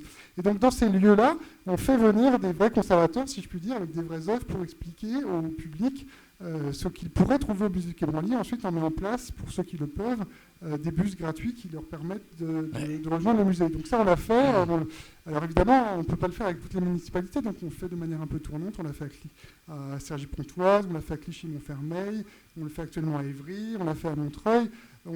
Pour ça, c'est une autre possibilité. Mais ce qui nous paraît important nous, dans ces projets-là, c'est que ça ne soit pas un succès d'année du musée, c'est que ça soit pas qu'on n'envoie pas des médiateurs qu'on a formés, que ça soit qu'on aurait formé la semaine d'avant, quelle que soit la qualité des études qu'ils auraient faites, mais que ça soit vraiment les mêmes conservateurs que ceux qui s'occupent des œuvres. Je pense que c'est vraiment important de ne pas perdre de pas perdre la qualité, enfin de ne pas se dire que comme c'est ailleurs, comme c'est à l'extérieur, on pourrait tolérer une qualité un peu moindre.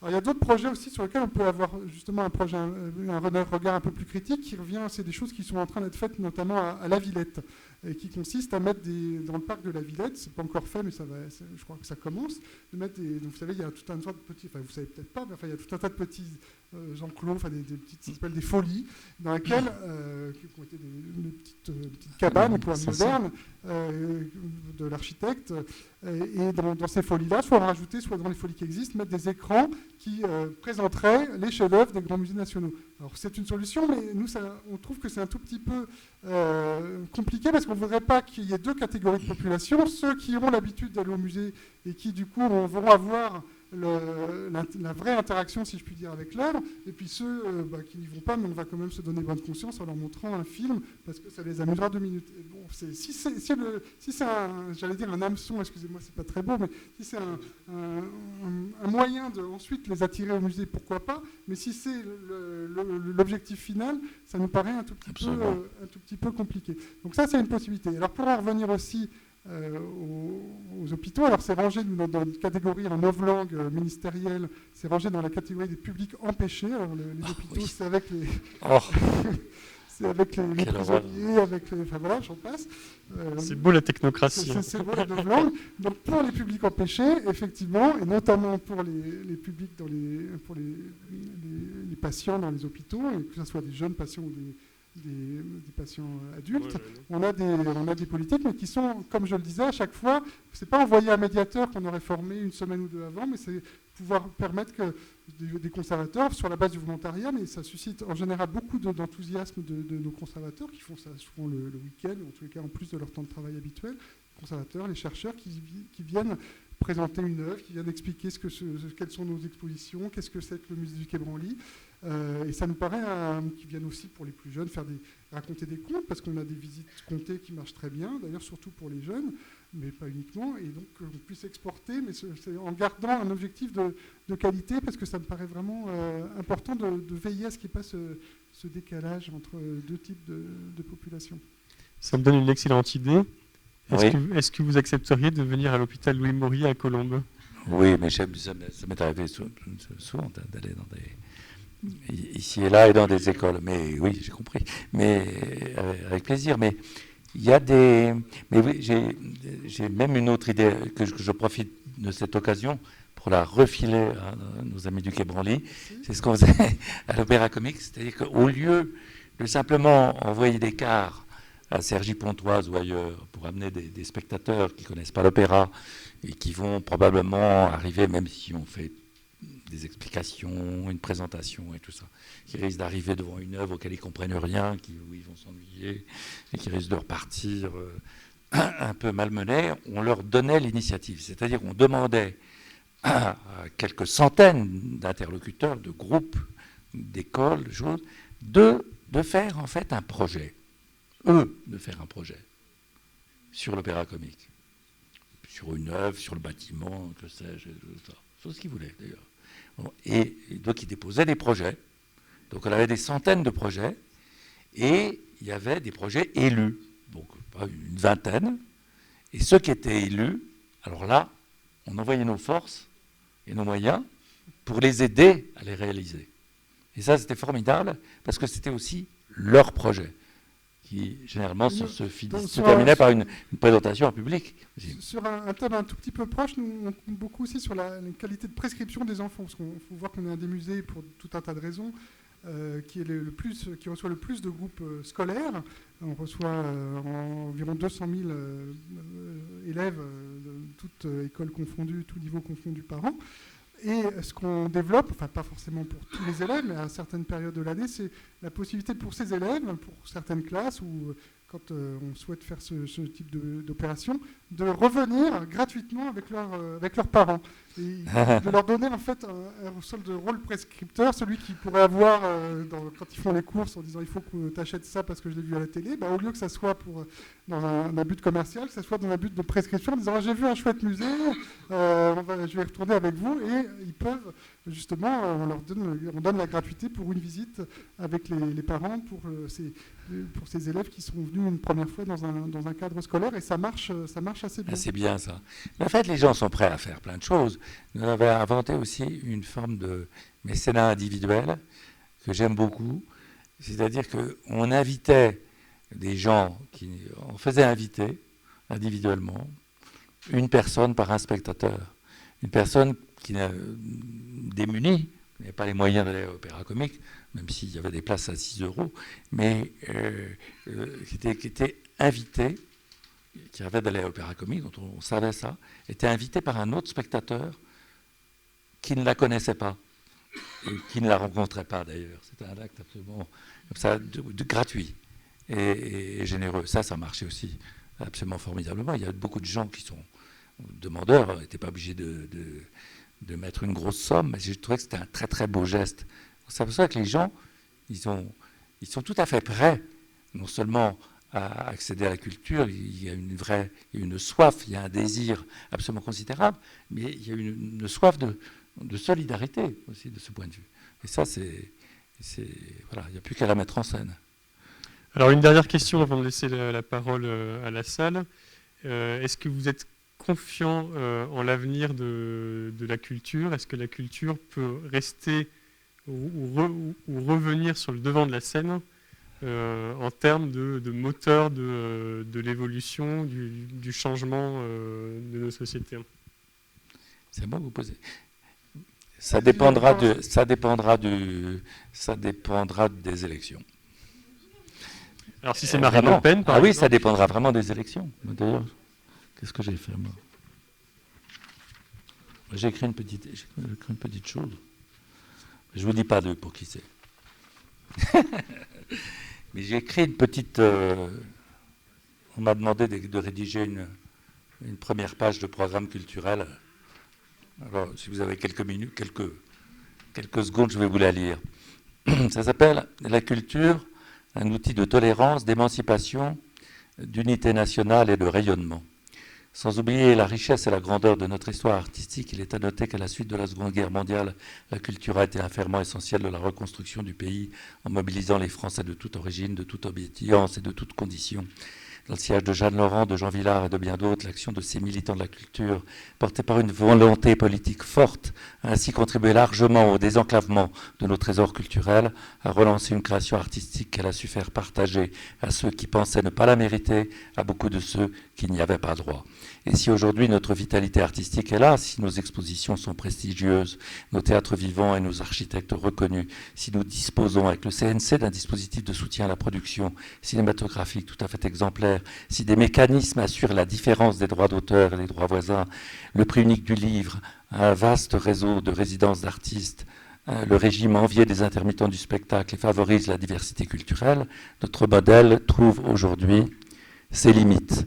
Le rayonnement international de notre vie artistique s'essouffle, des déserts culturels subsistent en France, trop d'entre nous sont laissés au bord de la route, l'unité de notre société est en péril. Ainsi, malgré les engagements marquants de notre passé, malgré l'héritage d'une tradition de soutien multiséculaire aux artistes, malgré les efforts méritants de démocratisation des uns et des autres dont il faut être fier, nous nous trouvons au cœur d'une société où chacun se replie sur soi, dans la méfiance de l'autre, s'inquiète des changements du monde, de la montée des nationalismes, du populisme et de la radicalisation, est bouleversé par le terrorisme et la barbarie, doute de ses valeurs, de l'engagement et de la probité de ses élus, est désemparé par l'absence pathétique de projets, de vision de ses dirigeants au plus haut sommet de l'État.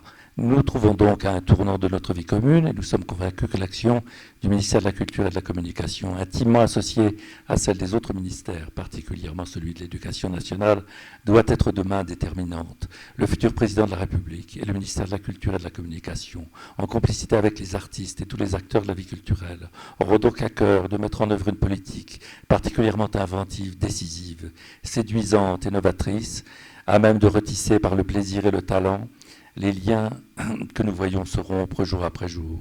Le ministère de la Culture et de la Communication ne sera pas celui des nominations et des décorations. Il sera l'excellent instrument de la mise en œuvre d'une part essentielle du projet présidentiel. À ce titre, il occupera une place originale, remarquablement importante dans l'équipe gouvernementale. Le président de la République lui redonnera le rôle qui lui revient au cœur de son action pour la France. La culture fera partie intégrante de son domaine réservé. Ce projet est donc avant tout un projet politique.